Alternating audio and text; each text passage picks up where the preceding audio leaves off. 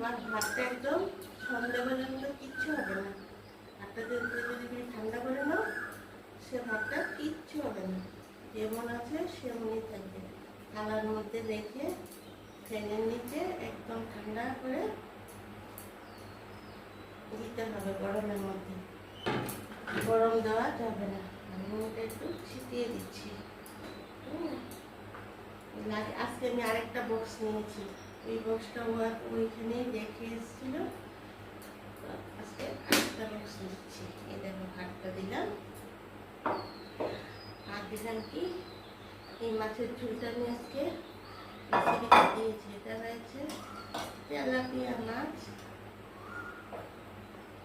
হ্যাঁ, ধনে পাতা দিয়ে মাছটা ঝোলটা করেছি। হাতটা একটু ধুয়ে নিই।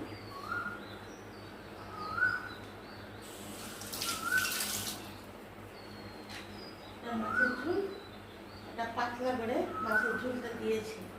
মাছও সেভাবে খেতে চায় না, কিন্তু দিতে তো হয়, কি দেবো না, এটা খায় না সেটা খায় না। একটু তো দুপুরবেলা তার যে ভাত না খেলে আমাদের বাঙালিদের হয় না, না? আর অসুস্থ হয়ে যাবে এই বয়সে যদি ভাতটা না খায়।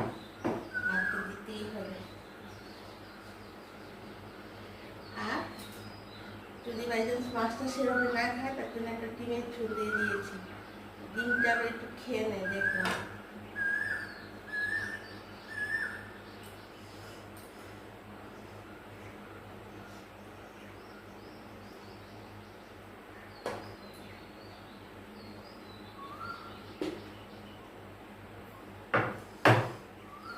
মাংস সেই রকম পছন্দ হয় না, রবিবারে এক পিস খাবে, সারা সপ্তাহে খাবে না।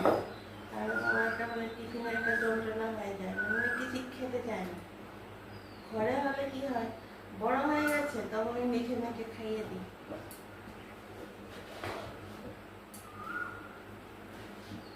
দেখো এই বক্সগুলো, এই টিফিন বক্সগুলো খুব ভালো।